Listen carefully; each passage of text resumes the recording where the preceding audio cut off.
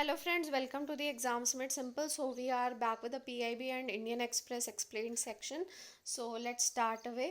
And सबसे पहले PIB की न्यूज़ देख लेते हैं। तो पहला था कि national handloom days to be celebrated on 7 August 2020। तो हैंडलूम सेक्टर जो है ये हमारे कल्चरल हेरिटेज का एक सिंबल है and also it is an important source of livelihood in the country. Okay, and the sector is key to women empowerment as over 70% of handloom weavers and allied workers are women। तो ये चीज़ याद रखना कि handloom sector जो है वो women empowerment का एक सिंबल है, क्योंकि इसमें 70% से ज़्यादा जो हैंडलूम वीवर्स होते हैं और एलाइड वर्कर्स होते हैं वो विमेन होती हैं। ओके, और 7 अगस्त को क्यों चूज़ किया गया है एज नेशनल हैंडलूम डे? तो उसका रीज़न है to commemorate the Swadeshi movement which was launched on the same date in the year 1905। तो 7 अगस्त 1905 में ही स्वदेशी मूवमेंट को लॉन्च किया गया था। उसको कमेमोरेट करने के लिए इस दिन नेशनल हैंडलूम डे मनाया जाता है। Okay, now second is that SAI that is Sports Authority of India launches Khelo India mobile app online training programme for principals and PE teachers. PE teachers यानी कि फिजिकल एजुकेशन के teachers के लिए और principles के लिए स्पोर्ट्स अथॉरिटी ऑफ इंडिया ने ये एक ऑनलाइन ट्रेनिंग प्रोग्राम चालू किया जिसका नाम है खेलो इंडिया मोबाइल ऐप।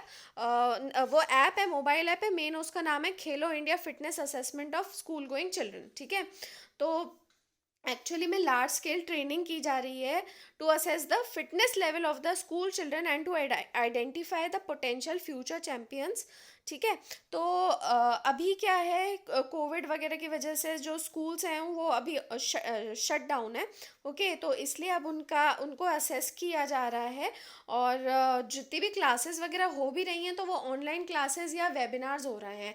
तो अब उनकी फिजिकल फिटनेस को असेस करने के लिए ये ऐप इन लोग ने बनाया है, ताकि मतलब जब भी फ्यूचर में वो हो और फ्यूचर जो भी टैलेंट्स हैं ऐसे स्पोर्ट्स वगैरह में उनको पहले से आइडेंटिफाई किया जा सके। ओके, खेलो इंडिया प्रोग्राम के बारे में याद रखना, ये एक नेशनल योजना या स्कीम है स्पोर्ट्स डेवलपमेंट के लिए इंडिया में। इसको 2018 में लॉन्च किया था स्पोर्ट्स मिनिस्ट्री ने to take sports culture in the country to the next level. Okay, now localized strain and partial melts in shear zones में control seismicity in Kumaon Himalaya. Okay, तो एक्चुअली में सबसे पहले मैं आपको बता दूं, कुमाऊं हिमालय के ऊपर ये स्टडी की है। और शेयर जोन की बात है ये, तो शेयर जोन क्या होता है? ये एक इम्पॉर्टेंट स्ट्रक्चरल डिसकंटिन्यूटी सरफेस होती है अर्थ के क्रस्ट और अपर मेंटल के बीच में। ओके, तो जो अर्थ का क्रस्ट है और जो अपर मेंटल है वहाँ पे अगर कुछ भी स्ट्रक्चरल डिसकंटिन्यूटी है तो उसको शेयर जोन कहते हैं। ओके, अब ये स्टडी ने क्या देखा है कि लोकलाइज स्ट्रेन्स और जो पार्शियल मेल्ट्स हैं शेयर जोन्स में, हो सकता है कि वो कुमाऊं हिमालय में सीस्मिसिटी यानी कि अर्थक्वेक वगैरह के रीजन हो, इट मे दे में कंट्रोल। ओके, तो ये स्टडी जो की गई है ये Wadia institute of Himalayan geology Dehradun ने की है, जो कि एक ऑटोनॉमस इंस्टीट्यूट है under the department of science and technology.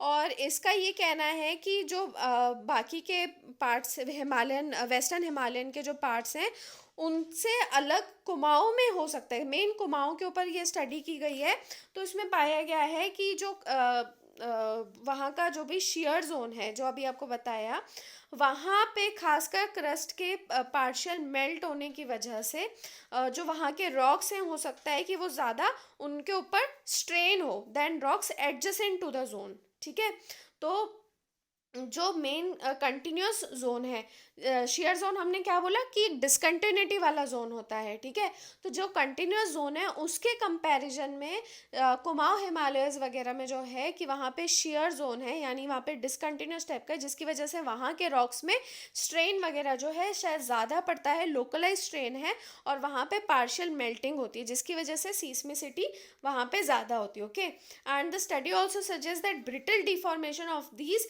shear zones में still control exhumation and seismicity in this region of the Himalaya। Okay, तो नाउ यहाँ पे आपको मैंने आपको कुछ टर्म्स के तो मतलब बताए हैं।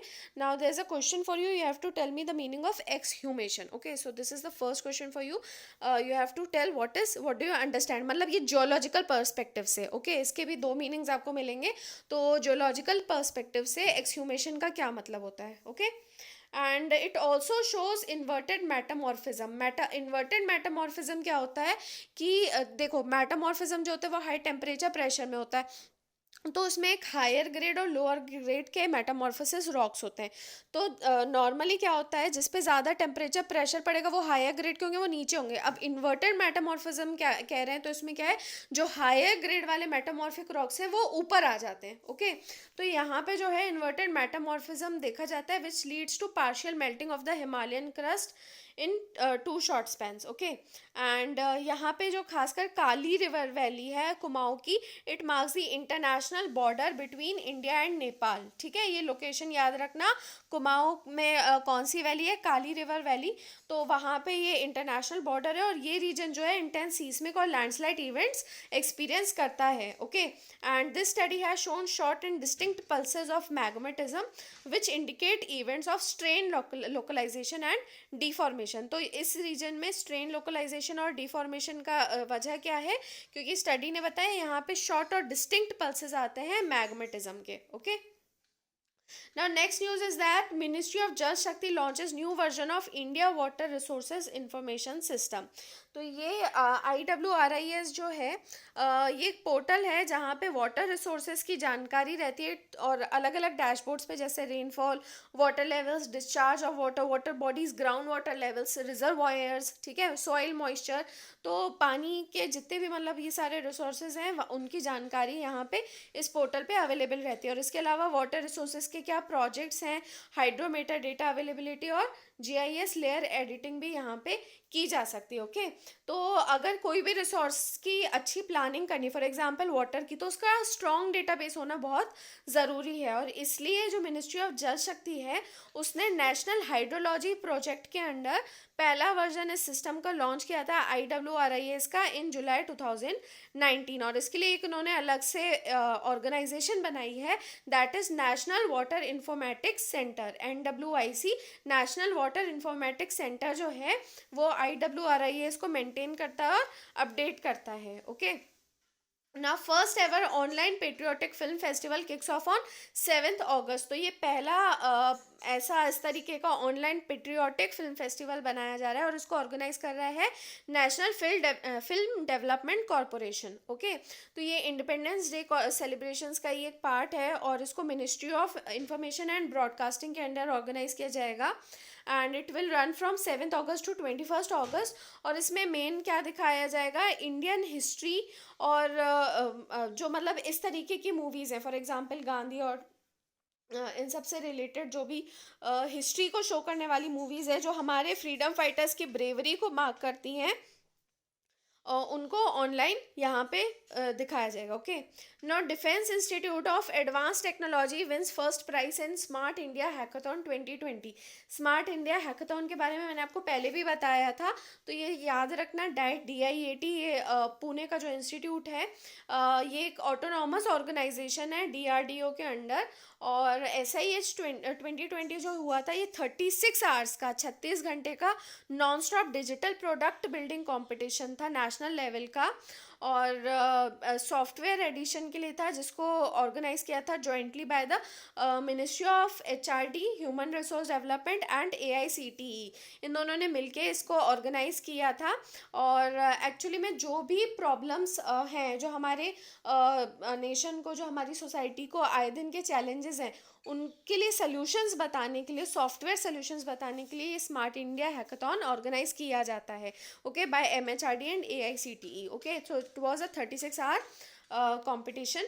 एंड स्मार्ट इंडिया हैकाथॉन जो है ये नेशन वाइड इनिशिएटिव है to provide students a platform, जो कि मैंने आपको बताया ऐसा प्लेटफॉर्म स्टूडेंट्स को देता है, वो वहाँ पे पार्टिसिपेट कर सकते हैं to solve some of pressing problems which we face in our daily lifes. तो अभी हम डेली लाइफ में जो प्रॉब्लम्स फेस कर रहे हैं उनके सोल्यूशंस के लिए ये ऑर्गेनाइज किया जाता है। तो ठीक है, अभी जैसे डाइट पुणे को भी जो मिला है, सो it was basically for solving a problem which was posed by the MP government. तो MP गवर्नमेंट ने कुछ प्रॉब्लम अपना वो बताया था, जिसका उन्होंने सोल्यूशन दिया था बेस्ड ऑन आर्टिफिशियल इंटेलिजेंस, और इस वजह से वो ये कंपटीशन जीते हैं। ओके, सो ये प्रोडक्ट इनोवेशन और प्रॉब्लम सॉल्विंग के लिए होता है। Okay, now National Gallery of Modern Art in New Delhi will organize a virtual tour titled The Great Maestro Abanindranath Tagore. Okay, तो उनकी 150th बर्थ एनिवर्सरी है 7 अगस्त की, और इसलिए ये वर्चुअल टूर ऑर्गेनाइज कर रहे हैं, और इसका नाम है the great maestro.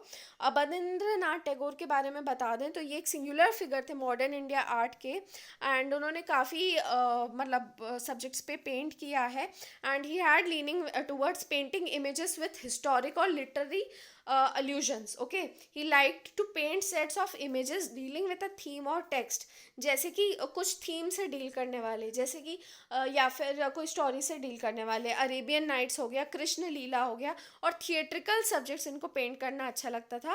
And painting के अलावा इनको लिटरेचर और ड्रामा को भी काफ़ी ज़्यादा ये रिस्पेक्ट करते थे, and he was an elegant and accomplished writer also. Okay, as a modernist, तो आप टैगोर फैमिली में आप वैसे भी देखोगे वो काफ़ी मल्टीटास्किंग टाइप के रहे हैं, and he was also a modernist at heart, so but he was guided more by his sensibility than his training, and he transformed the post Renaissance academic realism into which he was trained with his series of contacts with oriental art, oriental art. Okay, तो उनका जो मतलब training से ज़्यादा जो मतलब उनका मतलब अंदर से वो जैसे मॉडर्निस्ट टाइप के थे, तो जो उनको ट्रेनिंग मिली हुई थी पोस्ट रेनांसा एकेडमिक रियलिज्म की, तो उसको उन्होंने बाद में कंबाइन किया था ओरिएंटल आर्ट और कुछ और सपल और इमेजिनेटिव मतलब चीज़ों से भी उन्होंने किया था। Okay, so that was from PIB। Let's move to Indian.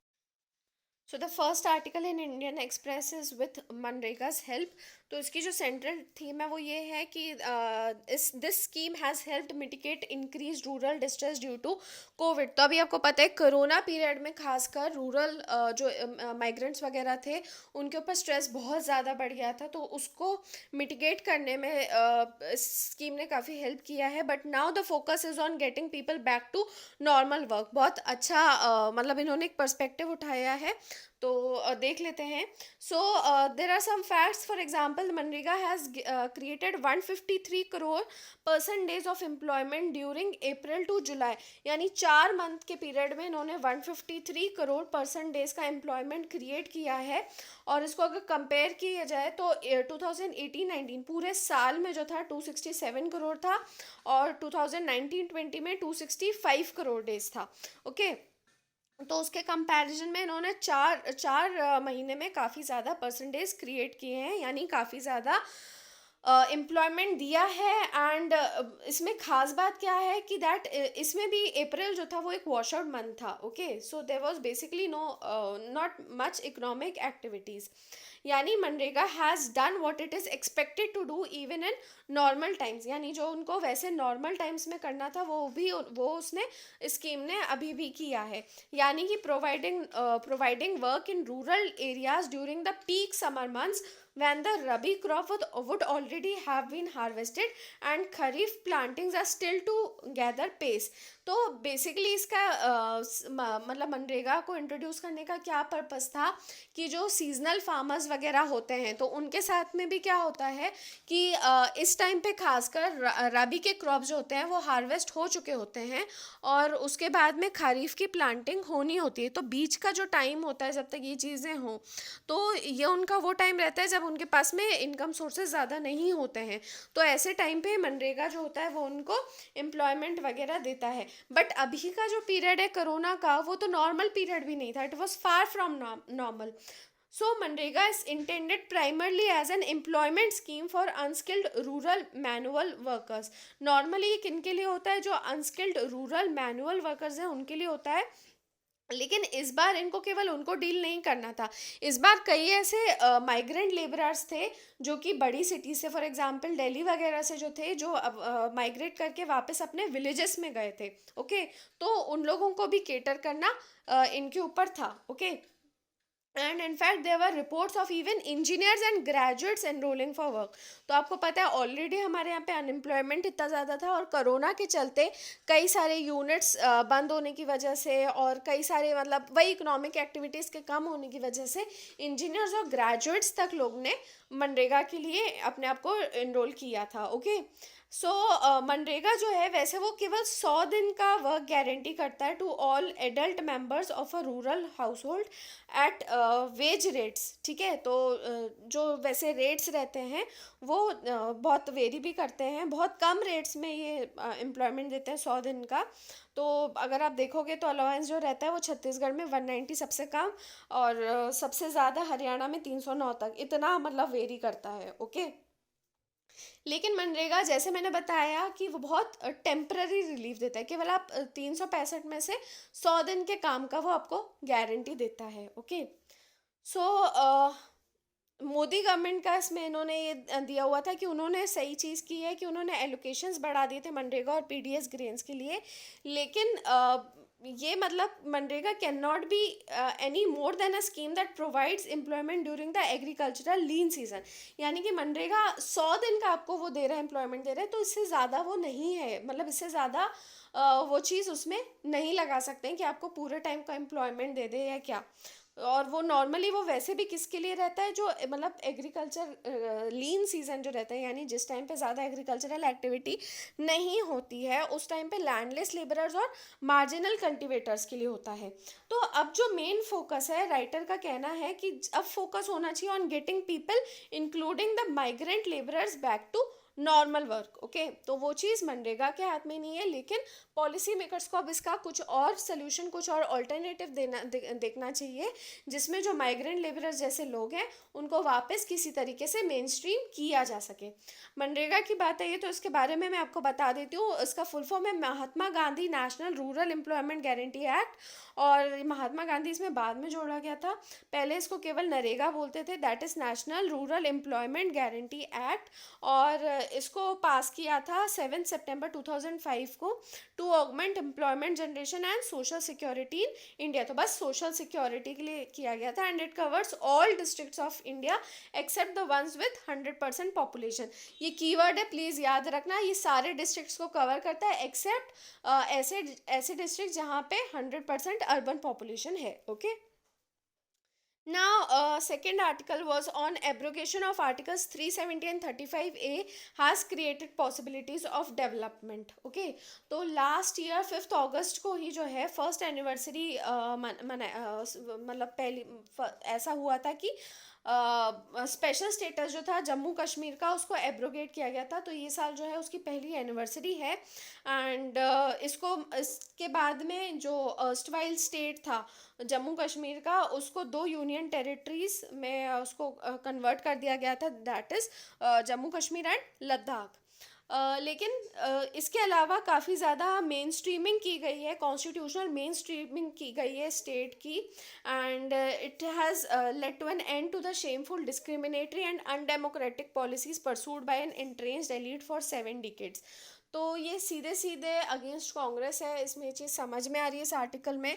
So this is the view point of the author, okay. तो इसमें हमारा पर्सनल कोई व्यू पॉइंट नहीं है, जो एक आर्टिकल था, बीइंग अ यूपीएससी एस्पिरेंट हमारा बस ये है कि हम उसको क्रिटिकली चीज़ों को एनालाइज करें। We should know all the sides of a particular subject, okay. तो please remember this thing in mind. और आगे देख लेते हैं। तो अगर आप समझ भी गए होगे इस आर्टिकल में जो है प्रो कह लो एनडीए या फिर एंटी आईएनसी कह लो, कुछ आपको बातें मिलेंगी। सो आई वुड सजेस्ट कि डोंट टेक देम पर्सनली। आपके कुछ भी पॉलिटिकल व्यूज़ हो सकते हैं, तो इनको पर्सनली ना लें, ओके। अगर चेंजेस देखेंगे पिछले 12 महीनों में क्या आए हैं, तो it is obvious that the union government has pulled out all the stops to ensure that everyone living in the 2 UTs would get a sense of the egalitarian principles। तो इसमें इनका कहना ये है कि पिछले 12 महीनों में 1 साल पूरा होने आया है, तो इस 1 साल में गवर्नमेंट ने हर पूरी कोशिश करी है कि उस स्टेट को मेन स्ट्रीम करने के लिए जितने ज़्यादा एगैलिटेरियन यानी कि इक्वल उनको सारी चीज़ें मिले, उस ऐसे प्रिंसिपल्स को इन्होंने इंश्योर किया है, okay.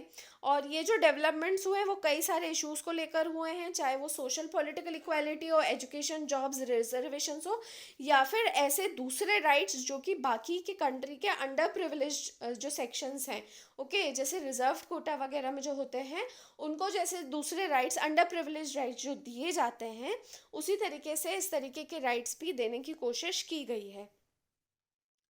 Okay, so again there's an attack on the other parties, that why the leadership of Congress, left parties and state parties didn't allow such crucial laws which protect, मतलब जो बाकी disadvantage लोग को वो protect करते हैं, इस तरीके के इस तरीके के उन्होंने जो मतलब पॉलिसीज थी, लॉज थी, उनको क्यों नहीं यहाँ पे इम्प्लीमेंट किया है, ठीक है। दूसरा जो डिस्क्रिमिनेटरी लीगल प्रोविजन है, वो ये था कि जो विमेन थी जम्मू कश्मीर की, उनके राइट्स, उनके जो हक थे, वो ख़त्म हो जाते थे अगर वो अपने स्टेट के बाहर मैरिज करती थी। ओके, सो इस चीज़ को भी इन्होंने एंड कर दिया है। Okay, then there was the other thing कि जो ट्रीटमेंट दिया जाता था 10,000 म्यूनिसिपल वर्कर्स यानी सफाई कर्मचारी को, वो भी काफ़ी शेमफुल था। दे वर डिनाइड सिटीजनशिप। वहाँ के सफाई कर्मचारी 10,000 थे, उनको सिटीजनशिप नहीं मिलती थी, उनको एजुकेशन और जॉब्स वगैरह नहीं मिलती थी। अब उनको भी लेजिटिमेट डोमिसाइल दिया गया है, एंड उनको भी सारे राइट्स और प्रिविलेजेस दिए गए हैं, और जो वहाँ के दलित्स और ट्राइबल कम्युनिटीज़ हैं, उनको भी उनके अधिकार दिए गए हैं। एंड इसके अलावा कई सारे दूसरे डेवलपमेंट्स भी हुए हैं, जैसे 30 साल पहले जो था, कश्मीरी पंडित्स को रिहेबिलिटेट किया गया था। They were hounded out of the valley 30 years ago by militants. Sorry, मैं करेक्शन कर दूँ, 30 साल पहले उनको मतलब मिलिटेंट्स ने वहाँ से हटाया था, अब उनको रिहेबिलिटेट किया गया है। ओके, तो उस टाइम पे ये 4 लाख कश्मीरीज थे जो कि हिंदू माइनॉरिटी के थे, एंड इनके ऊपर इनको मतलब उस टाइम पे हटाया गया था। और अब इस साल में इन्होंने क्या किया है कि उन्हीं कश्मीरी पंडित्स में से 4,000 को जॉब्स दी गई है, और कई सारे अभी भी एम्प्लॉयमेंट की लिस्ट पे हैं। And also more than 20,000 refugees from West Pakistan, उनको, जिनको अपनी कंट्री में भी एलियन की तरह ट्रीट किया जा रहा था, उनको भी डोमिसाइल राइट्स और फाइनेंशियल असिस्टेंस दिया गया है। ओके, देवर द रिफ्यूजीज, वो रिफ्यूजीज थे 20,000 वहाँ से, पाकिस्तान से, उनको भी यहाँ पे फाइनेंशियल असिस्टेंस और डोमिसाइल राइट्स दिए गए हैं। ओके, और इसके अलावा इनको मेन स्ट्रीम करने के लिए और क्या क्या किया गया है, तो remember the enforcement of RTI act 2005 and direct supervision of CVC, central vigilance commission का supervision with regard to anti corruption cases, and setting up of the 18th bench of the CAT। Okay, तो अब ये हमने बताया कि 18th bench ये CAT की, central administrative tribunal की, यहाँ पे बनाई है। तो आपके लिए सेकंड क्वेश्चन ये है कि that you have to tell me where are the other benches of the central administrative tribunal, and also you have to tell me कि सेंट्रल एडमिनिस्ट्रेटिव ट्रिब्यूनल का मेन पर्पस क्या है, ये बॉडी किस तरीके की है और इसका मेन पर्पस क्या है। ओके, फंक्शंस वगैरह इसके क्या हैं। So this has been set up for the UTs of Jammu Kashmir and Ladakh. Okay, और एक और चीज़ है, ये जो लद्दाख को एक इन्होंने अलग यूटी बनाया है, इसका भी रीज़न बहुत इंपॉर्टेंट है अकॉर्डिंग टू द ऑथर, और ये है कि there was a discrimination suffered by the region at the hands of the political leadership of the erstwhile state। तो जो पहले जम्मू कश्मीर था, उसमें जो पॉलिटिकल लीडरशिप थी पहले की, वो काफ़ी ज़्यादा डिस्क्रिमिनेट करते थे with the people of Ladakh. तो इसकी वजह से उसको सेपरेट करके उसको स्पेशल फोकस में रखा गया, उसको एक सेपरेट यूनियन टेरिटरी बनाया गया है। Okay, so that was all from the article of this Indian express. I hope आपको ये वीडियो अच्छा लगा होगा, तो अच्छा लगा है तो प्लीज़ लाइक कीजिए और शेयर कीजिए, और अगर आपने सब्सक्राइब नहीं किया है तो सब्सक्राइब कीजिए, और आंसर ज़रूर दीजिए, फीडबैक देते रहिए।